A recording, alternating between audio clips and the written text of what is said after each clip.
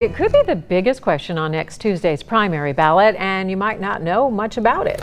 Yeah, Ohio Issue 1 would change the way districts are drawn for your representative in Congress. Local 12's Jeff Hirsch shows us why it's such a big deal.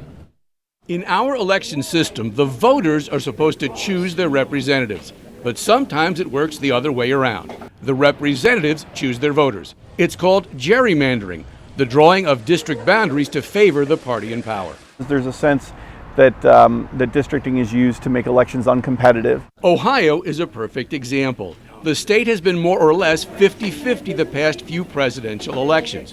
But in Congress, Ohio has 12 Republicans and 4 Democrats.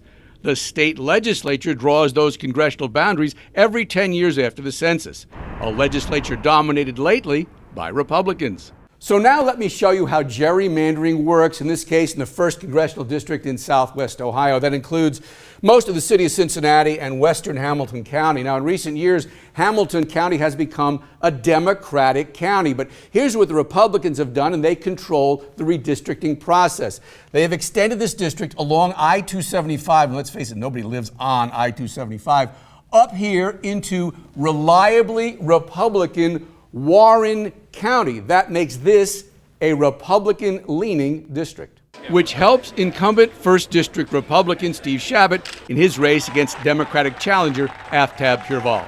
Of course, Democrats have gerrymandered when they were in charge. The 1st District was redrawn a couple of decades ago to favor Charlie Luken in his congressional race. Issue 1 on the Ohio ballot would make gerrymandering more difficult, creating a multi-step process which would give the minority party more say in drawing district lines.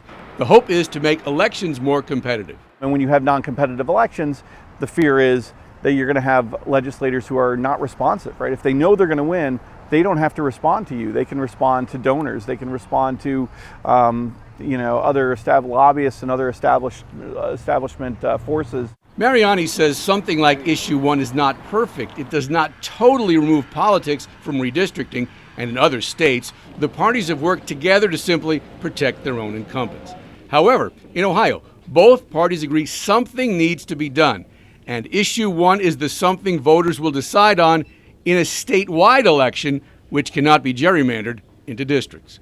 Jeff Hirsch, Local 12 News. We'll tell you how Issue 1 turns out, along with all the other key races, on primary night next Tuesday. By the way, the term gerrymandering dates to the 19th century when Massachusetts districts were redrawn while Elbridge Gerry was governor. Somebody said one of the districts looked like a salamander, and somebody else said, no, it's a gerrymander. I think that's true.